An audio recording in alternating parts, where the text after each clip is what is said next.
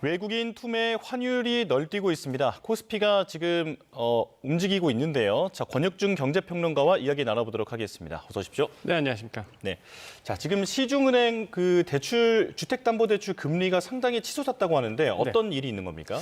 일단 지금의 주택담보대출 금리, 그다음에 혼합형과 변동형 금리도 계속적으로 이제 오르고 있고요. 그러한 이유를 봤을 때 이제 시장에서 부동산 시장에서 이제 혼란함이 좀 느껴진다라고 보시면 되겠습니다. 지금 뭐 상단이 뭐 6% 넘었다 이런 얘기가 나오거든요. 그래서 그런 부분도 있고, 그다음에 지금 뭐 부동산 시장도 문제지만은 환율 시장이 가장 큰 문제라고 저는 생각을 해봅니다. 예. 지금 환율 시장이 계속적으로 구두 경고가 있었고 실제 스무스 오퍼레이팅, 그러니까 금융당국에 이제는 개입이 좀 있었다라고 좀 볼 수가 있겠는데요. 일단 1,450원대의 환율이 이제 뉴노멀이 될 수도 있다 이런 얘기가 지금 나오고 있습니다.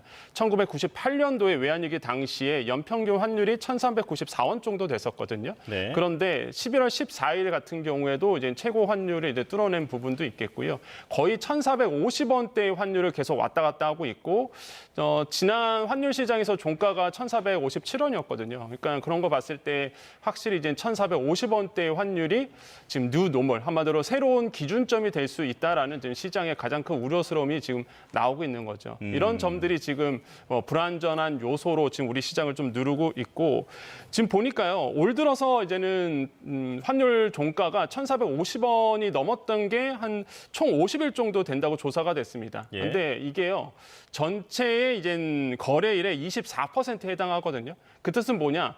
진짜 1,450원대가 정말로 환율에 이제는 뉴노멀이 될 수도 있겠다라는 이제는 그 어떤 반증으로서 이제 작용을 할 수가 있다, 이렇게 좀 생각을 해보겠습니다. 예. 자, 지금 우리 증시가 계속 상승하다가 최근에 조정을 많이 받고 있는데 네. 여기에 발목을 잡는 게 또 환율이 아니냐 이런 네. 지적도 있거든요. 어떻게 보십니까? 네, 맞습니다. 실제 이제 환율에 큰 영향을 미치는 건 맞는데, 왜냐 그러냐면 그 많은 분들이 이제는 뭐 미장이라고 보통 얘기하죠. 미국 시장에 큰 투자를 하고 있습니다. 그럴 수밖에 없는 게, 이게 점점 더 환율이 이제 높아진다라고 본다 그러면 오히려 이제 환차익을 기대해서 더더욱 이제는 또 미국 시장에 투자하시는 분들이 많아질 수밖에 없다라는 거죠. 네. 근데 생각해 보십시오. 1달러에 1,300원 하던 것이 만약에 1,500원이 됐다라고 본다 그러면 내가 나중에 이제 해외 투자를 더 늘리게 됩니다. 그러면 원화 약세가 일어나게 되죠. 한마디로 이제는 미국으로 돈이 흐르다 보니까 원화 약세는 나옵니다.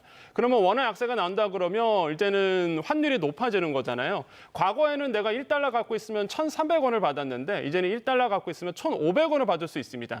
그러면 더더욱 환율이 더 높아질 거라고 예상이 된다 그러면 저라도 이제는 미국장에 투자해서 달러를 벌겠어요. 예. 그러면서 이제 다시 한번 또 해외 투자가 더 늘어나게 되고, 이게 순환이 되면서 악순환이 되는 거거든요. 그렇기 때문에 이런 그 해외에 이제 투자 금액이 많아지면 많아질수록 환율이 상승하게 되는 경우가 이제 점점 더 많아질 수밖에 없다라는 거죠. 그러다 보니 지금 뭐 솔직히 우리가 환율이 높아야 된 이유가 아무것도 없음에도 불구하고 환율이 계속 높아지는 이유는 이렇게 미국에 투자하시는 분들이 해외 주식에 투자하시는 분들이 점점 더 많아지기 때문에 이런 부분도 영향이 있다라고 지금 시장에선 생각을 하고 있고요. 예. 실제 조사를 해보니까 우리나라의 이제 경상 흑자의 그만큼의 이제는 금액이 이제는 해외의 투자로 이루어지고 있다라는 게 이번에 또 조사가 됐거든요.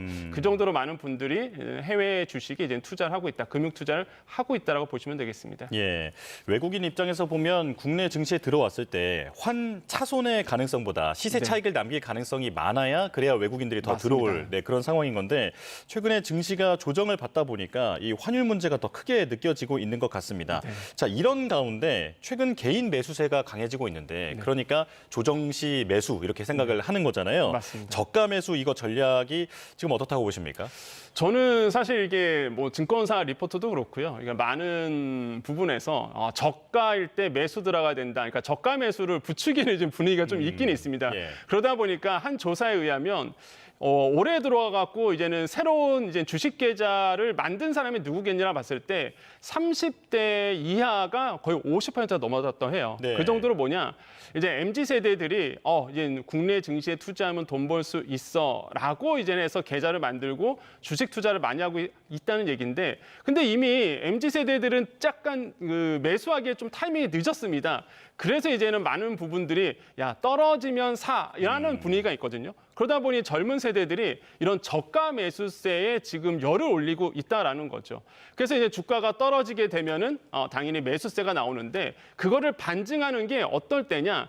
바로 이제는 신용거래 융자 잔고, 신용거래 융자 잔고를 보통 B2라고 얘기하죠. 신용거래 융자 잔고가 늘어날 때를 보시면은요, 아이러닉하게도 주가가 빠질 때였습니다. 그러니까 주가가 빠질 때 레버리지를 일으켜서 새롭게 투자하신 분들이 많아지고 있다는 거죠. 그렇기 때문에 이게 언제까지 지속이 될 수 있느냐라 본다 그러면 폭락이 한번 일어난다 그러면 이게 패닉셀이라고 보통 얘기하죠. 정신이 없어집니다. 예. 그러면 많은 분들이 정신없이 또 팔기 시작하거든요. 일순간에 무너져 있을 수 있기 때문에 항상 투자는 본인의 여윳돈 가지고 하시는 것이 좀 안전할 수 있다. 물론 공격적으로 투자하신 분들한테는 제 말이 별로 안 와줄 수도 있습니다. 하지만은 주식 투자를 오래 하신 분들은 이 말이 어떤 뜻인지 알거든요. 언제든지 주가는 떨어질 수 있고 떨어질 때 버틸 수 있는 분들, 비투를 하게 되면 절대 버틸 수 없다라는 거 꼭 기억하시면 되겠습니다. 예. 자, 이번 주 코스피는 어떤 방향으로 움직일지 전망을 좀 부탁드리겠는데 지금 보면 굵직한 이슈가 많잖아요. 맞습니다. 엔비디아 실적 발표도 예정이 네. 되어 있고 그리고 미국의 금리 인하 기대감도 상당히 후퇴를 했고 네. 어떻게 전망하십니까? 그러니까 지금 시장이 가장 주목하고 있는 것이 바로 엔비디아의 실적 발표인데요. 일단 현재 시간으로 19일입니다.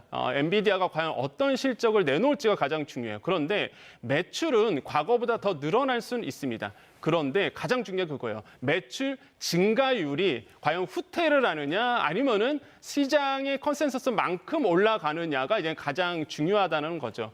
지금의 증가폭이 한 20% 더 증가될 수 있다라고 이제 얘가 나오고 있는데 시장의 기대치보다 좀 낮다라고 생각을 해봅니다. 만약에 시장의 기대치보다 낮은 증가율이 나온다 그러면 제가 봤을 때는 이제는 AI 거품론이 더 확산될 가능성이 있고 이 AI 거품론이 더 확산이 된다 그러면 고스란히 외국인들이 우리나라의 삼성전자나 SK하이닉스에서 자금을 뺄 거거든요. 그렇게 된다면 또 하나의 또 패닉셀이 일어날 수밖에 없기 때문에 엔비디아의 그래서 이 실적 발표가 그래서 매우 중요하다고 보시면 되겠고 또 하나 외국인들의 행동을 좌우지하는 것이 바로 미국 금리 인하 시그널입니다. 지금 12월에 미국 금리 인하에 대한 시그널이 많이 후퇴된 상태이거든요. 그러다 보니까 지금 외국인들이 야 이러다가 차라리 이제는 달러 쪽으로 투자하는 것이 더 낫겠다라는 생각이 드는 거예요. 그러다 보니까 또 강달러 요소가 나오기도 하고 또 한 가지 위험 시장으로 볼 수 있는 우리 시장에서 돈을 빼가고 있는 거죠. 그렇기 때문에 이런 점들도 이제는 고민이 좀 필요한 부분이다. 저라면은 조금 지금 타이밍에서는 일단은 좀 관망하는 것도 좀 나쁘지 않을 것 같다는 생각. 너무 많이 올랐거든요. 예. SK하이닉스 같은 경우는 올해 들어와서 228% 이상 올랐습니다. 굉장히 지금 많이 오른 상태다 보니까 이런 점들은 좀 조심해서 이제는 투자하시기를 좀 권유드리겠습니다. 네, 아마도 어마어마한 실적이 나오긴 하겠습니다만, 평론가님 맞습니다. 말대로 기울기에 시장이 민감하게 반응하다 보니까 변동성에는 대비를 해야겠다 말씀을 해주셨습니다. 자, 그리고 서두에 주담대 얘기를 잠깐 했었는데 조금 더 자세히 짚어보겠습니다.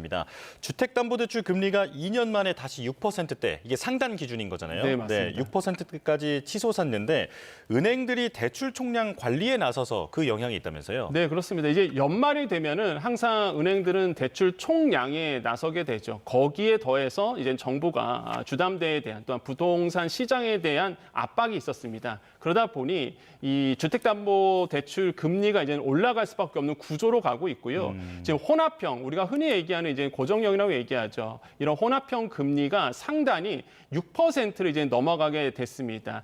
아무래도 이제 고정 상품이 변동보다는 금리가 더 높거든요. 그래서 이제 상단이 6%가 다시 한번 올라섰고 변동형 상단이 한 5.7% 정도 되죠. 그러한 이유가 5년물짜리 은행채가 있거든요. 은행채 5년물짜리가 이게 이제 혼합형에 영향을 미치게 되는데 이게 계속적으로 올라가고 있어요. 한마디로 시장 금리가 먼저 반응하거든요. 기준금리보다.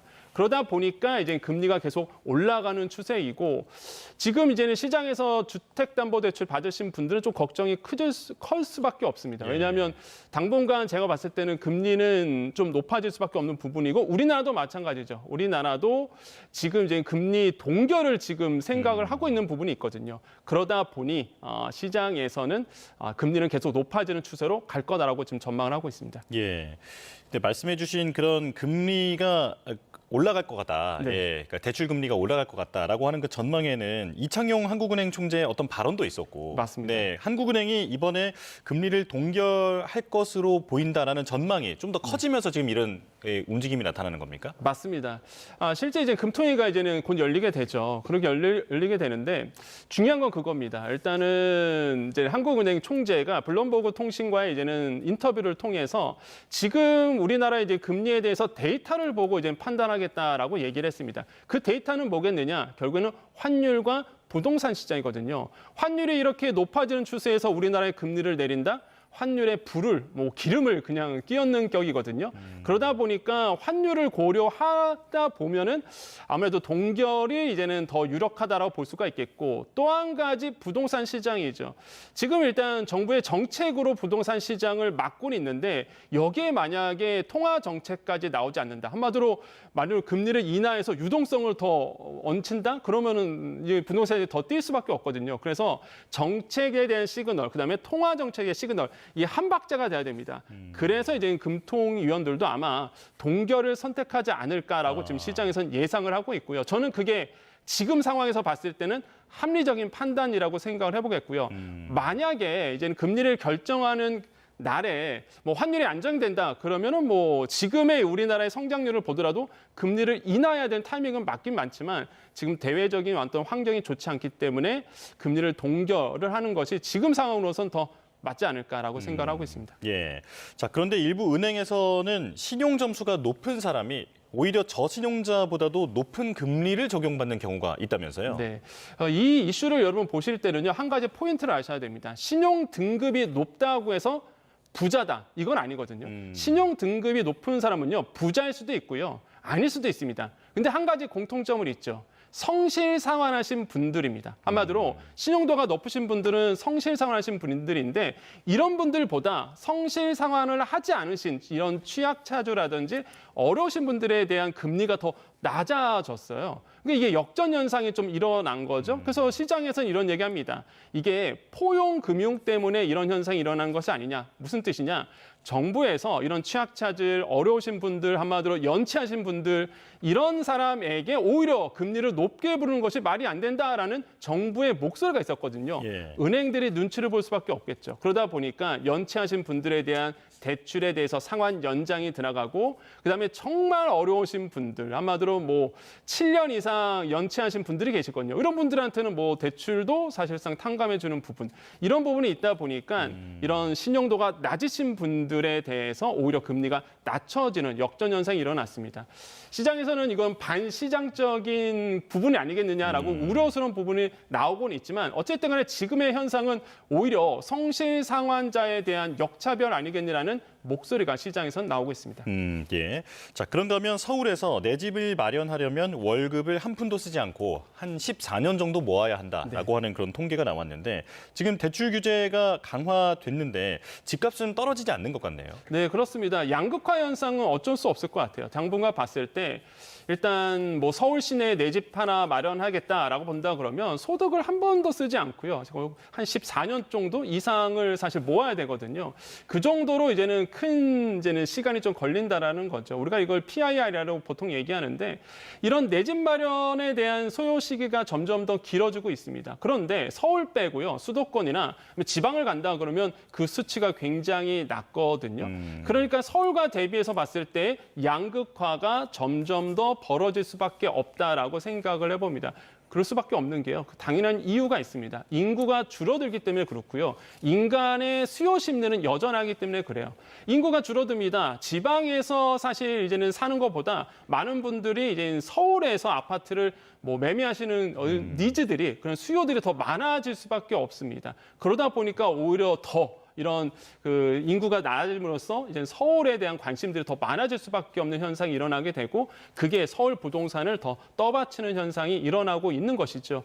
최근에 서민들의 주거비 부담이 계속 커지고 있다라는 얘기가 있는데 그러니까 전세 매물이 줄어들면서 월세 계약이 빠르게 늘고 그만큼 또 월세도 올라가고 있다면서요? 네, 맞습니다. 이게 월세화 현상이 점점 더 커지고 있는데요. 그럴 수밖에 없는 게 또 정부가 사실상 이제는 월세에 대해서 그러니까 부동산 규제를 누르다 보니까 아이러니하게도 이제 전세 매물이 줄어들 수밖에 없는 부분이겠죠. 왜냐하면 갭 투자에 대한 부분을 막아놨기 때문에 일단은 주요 지역, 그러니까 서울 지역에서의 사실 전세 물량이 이제 줄어드는 현상가 나옵니다. 당연히 전세 물량이 줄다 보니까 많은 분들이 월세로 이제는 떠밀려서 가시는 분들이 많고요. 또한 월세 수요가 많다 보니까 당연히 가격도 오를 수밖에 없습니다. 그래서 최근 5년간의 월세 증가율 추이를 본다 그러면 다시 한번 지금 올해 들어와서 오르고 있는 추세를 보여주고 있거든요. 그러다 보니까 당분간에 이제는 서울 수도권 중심의 핵심 지역에서의 월세화 현상, 자연스럽게 월세 증가율도 더더욱 증가되는 구조로 갈 것이다. 결국에는 이제 서민들이 좀 이제는 내 집 마련했을 때나 아니면은 나의 이제 월급에서 월세병이 높아지다 보니까 가처분 소득이 좀 더 줄어들 수밖에 없고 모으는 속도가 늘어지다 보니 내 집 마련에 대한 속도도 좀 늘어질 수밖에 없는 이렇게 좀 현상으로 갈 것이라고 지금 시장에서는 예상하고 있습니다. 예.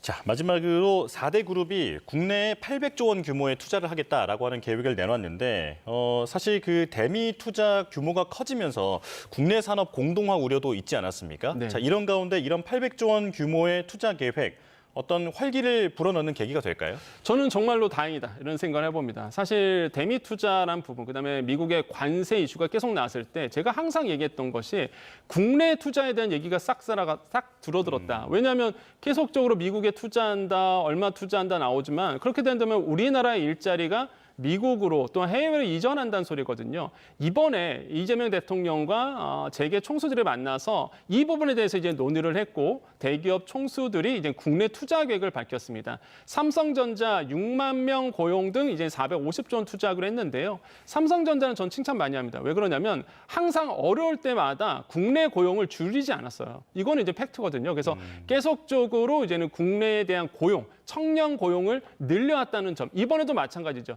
6만 명 고용 약속 지키겠다. 그래서 이거를 실행하고 있다라고 보시면 되겠고요. SK하이닉스도 마찬가지고요. 용이 이제 클러스터가 있습니다. 여기에 막대한 자금이 투입될 수밖에 없는데 상당 부분을 또 SK하이닉스가 투자를 하게 되는 부분도 있겠고요. 하나도 마찬가지죠. 조선업에 방점을 찍었습니다. 국내 조선업 발전에 대해서 이제는 또 금융 투자를 하겠다고 밝혔기 때문에 이런 재계 총수들이 국내 투자에 대한 투자 규모를 밝혔습니다. 결국에는 이게 일자리 창출이거든요. 그래서 국내의 청년들에 대한 일자리가 더 많아지기를 좀 희망해 보겠습니다. 네, 알겠습니다. 여기까지 말씀 듣겠습니다. 권혁중 경제평론가와 함께했습니다. 고맙습니다. 네, 감사합니다.